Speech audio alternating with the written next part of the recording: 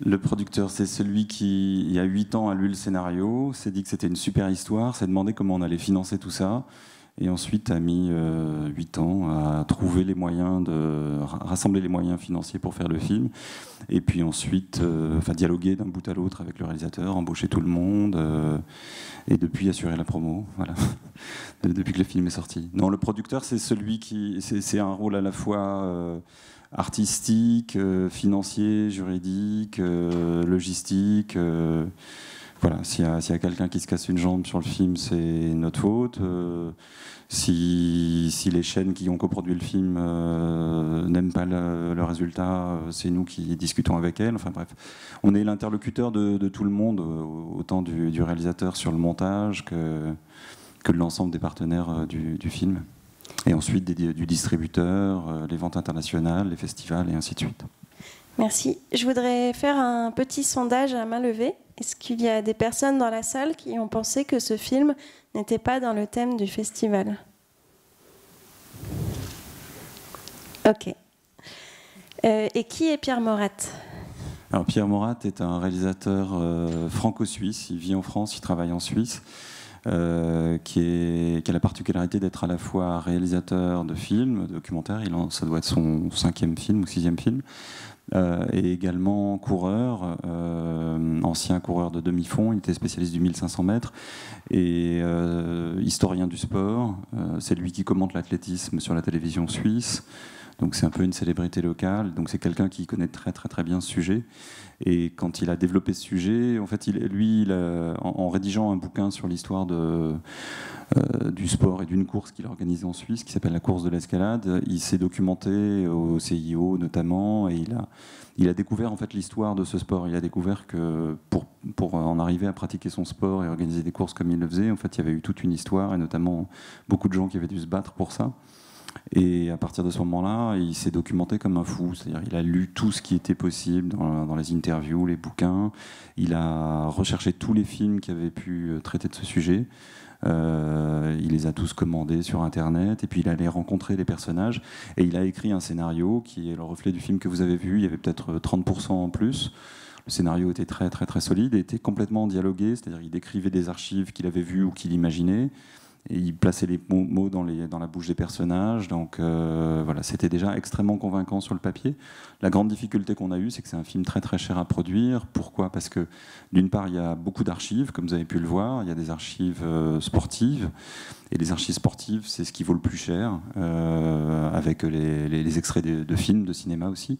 Les archives les plus chères que vous avez pu voir dans ce film, enfin, vous n'avez pas vu la facture, vous, mais les archives olympiques, elles valent, celles des Jeux Olympiques de Los Angeles, elles valent 21 000 $ la minute. Pour vous donner une idée, il y a 6 minutes dans le film. Donc voilà, il y a déjà 80 000 € dans ces quelques images-là. Et puis l'autre gros poste de coût, alors dans les archives, un autre élément, c'est qu'on a dû faire un travail de fourmi pour pouvoir retrouver toutes ces images. Parce que d'abord elles étaient éparpillées dans plein de sources, et puis certaines images avaient complètement disparu. On couvre une période historique très très large, 40 à 50 ans, dont une période pendant laquelle, pour les archives les plus anciennes, elles n'avaient pas été gardées. Les bobines de films n'ont pas forcément toujours été gardées. Parfois elles ont été transférées sur des cassettes, les cassettes se sont détériorées ou ont été perdues, ou alors on a recyclé les cassettes en réenregistrant des choses dessus. Donc il y avait beaucoup d'images qui ont disparu. Certaines images, on est les premiers à les avoir montrées, les images de Catherine Switzer en 1967, la fameuse image où le directeur de la course lui court après. Avant ce film, personne n'avait jamais vu, y compris Catherine Switzer, les images films de ce moment. Les photos étaient très connues, c'est ce qui a fait ça a changé le cours de sa vie, c'est ce qui a fait qu'elle a fait la une des journaux, qu'elle est devenue une icône. Mais en revanche, les archives films n'avaient jamais été exhumées, et donc nous, comme on savait qu'il y avait un bus de presse qu'il avait filmé, on s'est dit que sur toutes les caméras présentes sur ce bus de presse, il y en avait bien une qui avait dû filmer la scène. Et donc on est allé chercher dans toutes les archives de toutes les chaînes qui étaient susceptibles d'être présentes sur ce bus-là, en demandant est-ce que vous avez gardé les bobines de ce jour-là, de 67. On a dû payer pour envoyer des gens fouiller dans des hangars sans savoir même s'il y avait quelque chose dans les bobines ou pas. Et parfois, quand on trouvait la boîte, il n'y avait pas la bonne bobine dedans. Enfin, voilà. Donc c'est toute une aventure. Donc la partie archive a nécessité un an et demi de travail de 2 documentalistes. Et puis l'autre élément qui faisait que le film est cher, c'est qu'il y a beaucoup d'intervenants qui aujourd'hui habitent un peu aux 4 coins du monde. Donc il y a une 50aine de jours de tournage, ce qui pour un film est beaucoup. Parce que du coup, vous payez une journée de voyage pour l'équipe pour y aller, une journée pour le revenir, plus une journée de tournage. Donc vous payez 3 jours pour parfois garder 1 minute d'interview. Donc c'est... voilà. Tout ça mis bout à bout, ça coûte cher. Et comme en plus, c'était pas une histoire qui était évidente. Et autant les chaînes de télévision que les distributeurs, que les exploitants de salles de cinéma ont un peu un cliché sur le documentaire sportif qui correspond à l'idée que les gens qui aiment le sport ne regardent que les retransmissions sportives et pas les documentaires, et les gens qui aiment les documentaires en général n'aiment pas le sport. Donc ces 2 clichés mis bout à bout, on avait beaucoup d'interlocuteurs économiques qui nous disaient ça marchera jamais, ça va jamais intéresser grand monde. Or le film, en tout cas on l'a vu, et je ne sais pas ce que vous en penserez vous-même, mais se révèle être un film qui est assez politique, sociologique, et dont l'histoire peut intéresser, y compris des gens qui n'ont jamais chaussé une paire de chaussures de running. Voilà, mais je suis assez long, il y a peut-être des questions dans la salle. 2 reprises notamment, où j'ai ressenti beaucoup d'émotions sur l'arrivée du marathon, premier marathon féminin, avec la Suissesse de mémoire qui a eu beaucoup de mal à arriver. C'était la première fois. Et puis la deuxième fois avec l'arrivée du marathon de New York en 92 pour celui qui l'avait promu. Et j'ai appris énormément de choses. J'ai fait beaucoup de courses à pied, j'ai arrêté depuis, mais j'ai appris énormément de choses à travers ce film. Donc un grand merci pour ça, un grand merci au Festival Atmosphère, parce que j'en avais pas entendu parler, et c'est le sens de ma question. Il y a beaucoup d'histoires en fait dans ce film.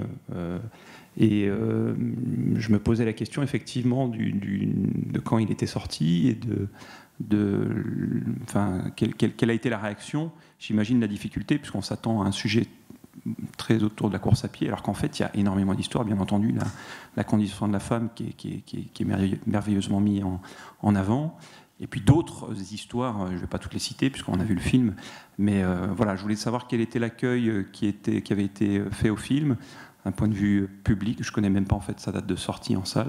Alors, il est sorti le 13 avril dernier au cinéma. Il est encore dans quelques salles. Là, il passe la semaine prochaine le Lucernaire à Paris, le reprogramme. Les réactions au film... des prix peut-être ou des récompenses. Alors, il n'a pas eu... Aujourd'hui, il a été dans une quinzaine de festivals, mais les grands festivals, les plus grands festivals, c'est-à-dire ceux qui sont vraiment très prestigieux, Cannes par exemple, ou Berlin, ou Toronto, n'ont pas pris le film. Alors dans le cas de Cannes, c'est assez drôle parce que donc il y a un comité de sélection qui a visionné le film et ils l'ont pas pris, on n'a pas eu d'explication. Mais 6 mois plus tard, Thierry Frémaux, qui est le délégué général de Cannes, a vu le film parce que quelqu'un dans son équipe l'avait vu, lui a dit c'est formidable, il faut que tu le vois. Et Frémaux est également président de l'Institut Lumière à Lyon, qui est un lieu où en ce moment même d'ailleurs il y a un festival de cinéma de patrimoine. Et Frémaux adore le sport, c'est un ancien judoka, et il organise depuis quelques années maintenant, 2-3 ans, un festival sport, cinéma et littérature. Et c'est finalement là où on a fait la première française du film. Et quand je l'ai vu, je lui ai dit, tu sais qu'à Cannes, on l'a envoyé et vous l'avez refusé, et il n'était même pas au courant en fait. Donc le problème est que le film, dans sa forme, il n'est pas extrêmement original, au sens où souvent en documentaire, les films qui ont des prix ou sont sélectionnés en compétition dans des festivals sont des films avec un très fort parti pris artistique ou en tout cas un regard d'auteur subjectif très important.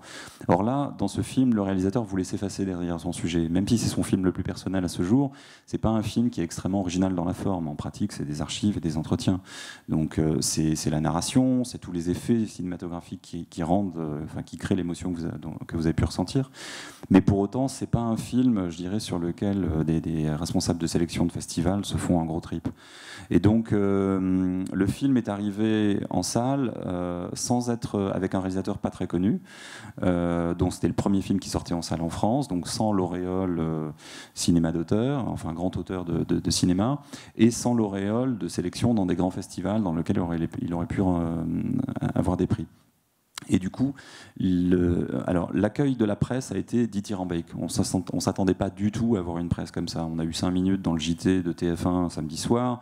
L'émission de France Inter dédiée au cinéma, elle était intégralement dédiée au film. L'émission de sport du dimanche soir sur France Inter encore, L'œil du tigre, était intégralement consacrée au film. Là, la semaine dernière, ils viennent encore de faire une émission autour du film et de Catherine Switzer, parce qu'elle était présente à Paris début septembre. Donc on a eu vraiment d'excellentes critiques partout. Et en revanche, ça a été une catastrophe du point de vue des salles, parce que très très peu de salles ont programmé le film. En première semaine, on était dans 4 salles à Paris, 3 en province. Et du coup, il y a eu un hiatus énorme entre l'attente du public, parce que le public, notamment des coureurs, attendait de voir le film. Ils s'attendaient tous à le voir dans leur multiplex du coin. Et il y a des villes dans lesquelles on n'était pas du tout. Mais non seulement on n'y était pas du tout, mais on ne savait même pas du tout si on pourrait y être un jour, quoi, parce que dans le réseau des cinémas RSC, certains programmateurs n'ont même juste pas regardé le film. Le distributeur l'a envoyé, leur en a parlé, mais ils l'ont même pas regardé. Parce qu'il y avait un a priori négatif en se disant de toute façon le sport au cinéma ça marche jamais. C'est vrai qu'il y a peu de films, y compris de films de fiction qui traitent de sport, qui ont fonctionné.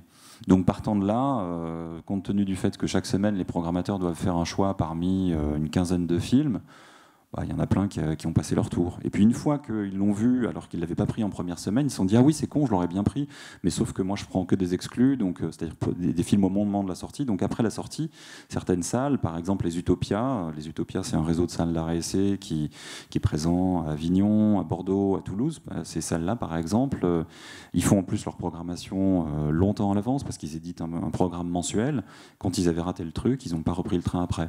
Donc il y a des grandes villes comme Bordeaux, comme Lille, dans lesquelles le film n'a pas été vu pendant 2 mois. Donc nous, on avait sur Facebook tous les gens qui nous écrivaient en nous disant « Mais comment ça se fait, votre film? Pourquoi vous ne voulez pas nous le montrer ?» Et nous, on n'y pouvait rien. Le distributeur n'y pouvait pas grand-chose non plus. Et c'est compliqué parce qu'en plus, le distributeur, il ne peut pas se fâcher avec les salles parce que toutes les semaines, il doit leur proposer quelque chose. Enfin, toutes les semaines, ou en tout cas régulièrement. Donc ils ne peuvent pas trop forcer les mains des salles. Donc voilà. Mais cela dit, c'est un film qui, du coup, va avoir une durée de vie assez longue. Là, le DVD vient de sortir. J'en ai ici pour ceux qui en veulent. Et il est exploité, il est déjà sorti en Suisse, en Belgique, aux États-Unis, là, le 15 juillet dernier. Donc il va avoir une durée de vie assez longue. Et puis du coup, les organisateurs de course à pied, le programme aussi, enfin il y a plein de clubs, etc. Ce qui est un peu bête, c'est que le film a et avait le potentiel pour dépasser la cible juste des gens qui courent. Ce qui en France représente quand même potentiellement jusqu'à 8 à 9 millions de personnes. Mais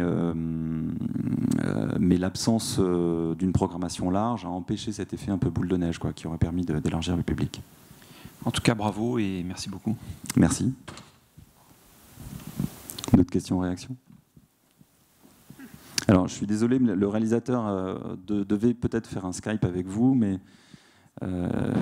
il avait promis à son fils de 7 ans qu'il l'emmènerait au cinéma ce soir, donc c'est moi qui le remplace. Alors en Suisse, ça n'a pas beaucoup mieux marché. Enfin, c'est le documentaire qui a connu le meilleur score de l'année, mais pour autant, c'est pas allé énormément au-delà du cercle des coureurs, toujours à cause de un peu cet a priori. Bonsoir. Moi, je suis coureur à pied depuis 25 ans. Je suis particulièrement intéressé à la physiologie de l'effort, si ça vous parle un peu. Je suis un peu intrigué. C'est la deuxième fois que je vois le film. Je l'ai vu en avant-première au Stade Parnassien. Je me suis dit, tiens, on va parler de l'aspect neurobiochimique de l'effort, ce qu'il procure dans l'organisme. Ce n'était pas le cas. Après, je me suis dit, cette deuxième projection à laquelle j'ai assisté, peut-être que je vais être plus vigilant sur ce qu'on recherche dans la course à pied, en particulier dans la volonté d'atteindre un objectif, un chrono. Il y a la notion de performance. Et performance, le radical, c'est tout perform, qui veut dire en anglais se donner un spectacle. On voit à la fin du film ce marathon qui finalement se court en 2012. Il y a ce jeune homme qui tient une perche à selfie et qui dit ben voilà, une invitation sur Facebook et on court. Je voudrais votre sentiment sur la chose. Moi, je suis convaincu que la démocratisation de la course à pied se fait parallèlement à la démocratisation des réseaux sociaux. Dans ce cas-là, ça mettrait un petit peu en berne le fait de libre de courir, mais pourquoi s'attacher dans ce cas-là à une autre dépendance ? Merci. Je ne suis pas sûr de saisir le sens de votre question. Alors, sur ce dont on ne parle pas, en l'occurrence, donc vous parliez de la physiologie de l'effort. Bon, le thème du film, c'est clairement le mouvement de démocratisation du sport. Donc, comment la course est sortie des stades. Et donc, il y a plein de choses dont on ne parle pas. On ne parle pas de pourquoi c'est surtout des Kenyans qu'on voit dans les palmarès, etc. Puisque notre sujet, c'était vraiment la popularisation de ce sport. Ensuite, la popularisation, elle est largement antérieure aux réseaux sociaux. La recherche de performance, elle concerne une fraction des coureurs. En France, je crois qu'il y a à peu près 10% des coureurs qui participent à des compétitions. Donc,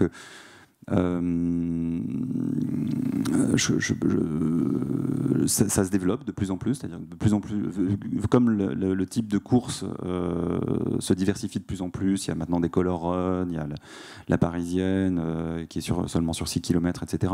Il y a de plus en plus de gens qui mettent un dossard pour le plaisir, sans forcément derrière aller chercher à dépasser un chrono, etc. On peut rentrer dedans ou pas. Moi, je cours de temps en temps avec un dossard, mais la plupart du temps, juste pour faire un jogging au bois. Je ne sais pas exactement où est-ce que vous voulez en venir sur la question de savoir dans quelle mesure... certes, les réseaux sociaux aujourd'hui... Je veux dire par là que je pense que beaucoup de gens courent parce qu'ils n'existent qu'au travers de réseaux sociaux. Je pense qu'il y a dans la course à pied... honnêtement, je ne crois pas. Je pense que dans les réseaux sociaux, il y a des gens qui photographient leur assiette chaque fois qu'ils mangent quelque chose. Dans le fait de publier sur soi dans les réseaux sociaux, en effet, il y a une mise en scène de soi pour les gens qui décident de partager des choses sur ce qu'ils font. Et donc, quand ils décident que ça va envoyer une image valorisante d'eux parce qu'ils courent, qu'ils ont fait tel ou tel chrono, ça fait partie des choses qu'ils vont poster tout aussi bien qu'ils posteraient le fait qu'ils ont, j'en sais rien, accompli telle ou telle chose dans leur vie quotidienne. Donc...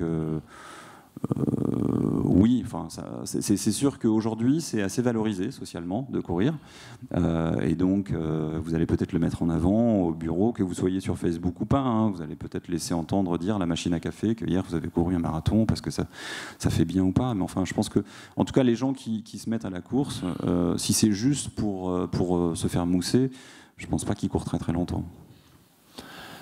Pourtant la majorité des coureurs, beaucoup de gens courent avec un smartphone. Voilà. Oui, c'est vrai, c'est mon sentiment. C'est vrai. Il y a de plus en plus une mise en scène de soi. Ce sont aussi les propos que tinrent les acteurs du film. Oui, tout à fait. Merci.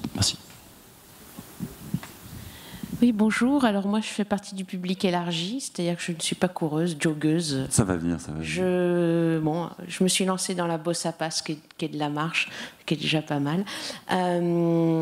Donc j'ai adoré ce film.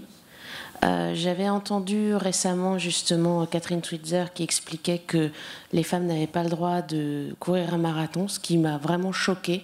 J'avais aucune idée de ce sexisme, hein. Et là, je vois donc vraiment une tranche d'histoire, une tranche de vie qui correspond, qui est pas si vieille que ça, donc qui m'interpelle beaucoup. Il y avait, comme le monsieur l'a dit, beaucoup d'émotions.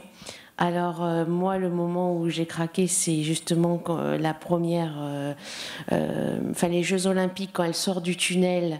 Et effectivement, cette foule en délire, ça c'était absolument fabuleux.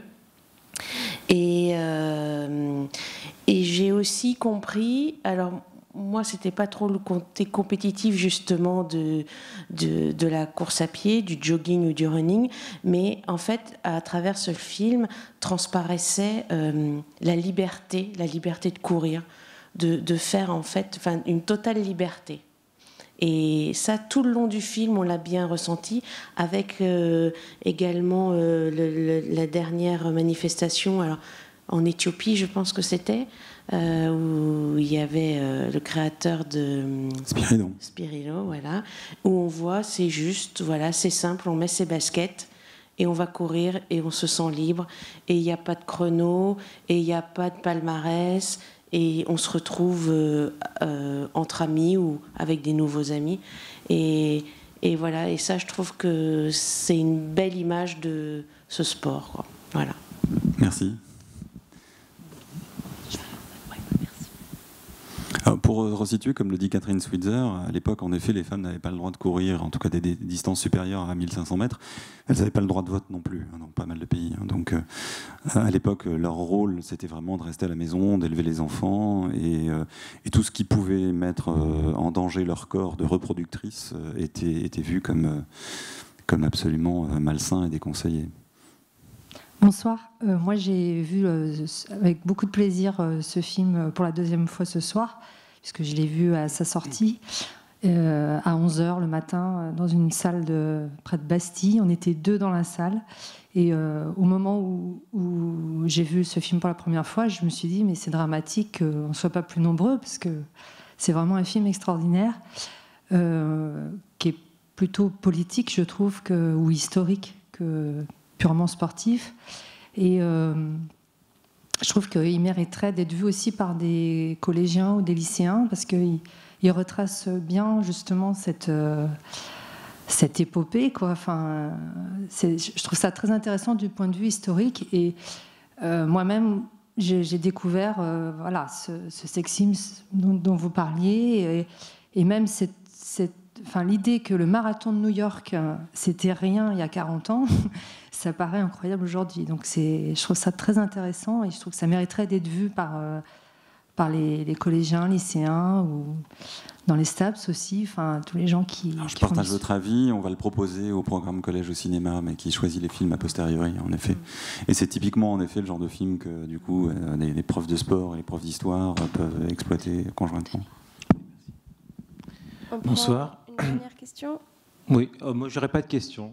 C'est simplement merci. Je viens au Festival Atmosphère, c'est la deuxième fois en quelques jours, je le découvre. Et j'ai eu autant d'émotions que je n'en ai eu quand j'ai vu le film Odyssée, une autre forme d'émotion. Voilà. Là, ça a été pleine. C'est peut-être la magie de la programmation, des plusieurs faveurs de la programmation, mais là, je vous dis merci parce que vous m'avez apporté l'émotion. J'ai pu le partager aussi avec un de mes jeunes collégiens, mon fils.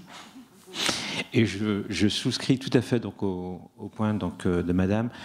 Je crois que si j'avais su ce que j'allais découvrir ce soir, on serait venus beaucoup plus nombreux. Voilà, ça c'est le film repasse donc dans une salle à Paris, au Lucernaire. Je ne sais pas exactement s'il y aura une programmation pleine ou partielle. Mais ce que je veux dire par là, c'est sinon... qu'il y a une forme d'injustice parce que ça mérite. J'ai eu simplement donc un écho et surtout donc un relais beaucoup plus efficace. Voilà, simplement d'être un peu l'anticipation. Il y a une forme d'injustice parce que entre ce que vous créez en nous et voilà. Et là, on a envie de le partager. Et la course à pied, entre guillemets, c'est aussi le partage. Absolument. D'une forme. Vous êtes un sacré coach, vous êtes un sacré préparateur physique, tout intégré. Parce que, puis j'ai envie de vous dire, écoutez, on a envie de se dire, mais évidemment, soyez vous aussi également persévérants, trouvez les leviers pour arriver à mettre encore un peu plus d'amplifier un peu ces On continue à se battre pour ça. Le DVD vient de sortir, j'en ai ici comme je le lisais, et puis il sort en VOD aussi, et puis voilà. Je pense qu'il va continuer sa vie. On s'est battu vraiment comme on a fait vraiment tout ce qu'on pouvait, hein, y compris le distributeur, l'attaché de presse, etc. Après, voilà, on est confronté à une réalité. Voilà, ce soir, vous n'étiez pas non plus extrêmement nombreux, mais c'est un peu normal, quoi. Comme c'est une histoire totalement inconnue, les gens ne peuvent pas se douter de ce qu'ils vont voir, en fait. Hein. Si vous voulez franchement un truc sur la course à pied, qu'est-ce qu'il y a à raconter, quoi. Enfin, voilà. Merci. Une dernière question très rapide, après il faut qu'on libère la salle et on se retrouve dans le hall si très vous voulez. Rapide aussi, c'est pour vous remercier. Je cours depuis une 40aine d'années, mais l'utilisation de smartphone, c'est aussi parce que liberté et solitude aussi. Il faut de temps en temps avoir de la musique dans les oreilles pour ne pas s'ennuyer. C'est comme ça que je vois l'utilisation du smartphone, moi. Voilà, c'est pas que, il y a aussi des gens maintenant qui ont des applis pour mesurer leurs trucs. Oui, il y a même un des partenaires du film, c'est Running Heroes. Derrière, les gens téléchargent. C'est gadget, exactement. Oui. Voilà, c'est tout. Non, mais il y a aussi une dimension dans le fait de mesurer sa performance, il y a aussi une dimension de jeu à un moment. C'est-à-dire que ça dépend aussi si on a un esprit compétitif, mais au bout d'un moment, les gens vont essayer de se fixer des objectifs, améliorer leur chrono, etc. Ma femme court, à chaque course, elle se refixe un nouvel objectif. Moi, je sais qu'il me faudrait trop d'efforts pour pouvoir les atteindre, donc je reste à mon rythme. Merci Fabrice. Je serais ravi de répondre à d'autres questions si vous en avez. Merci d'avoir produit ce film. Voilà, si vous voulez un DVD, n'hésitez pas à venir nous voir.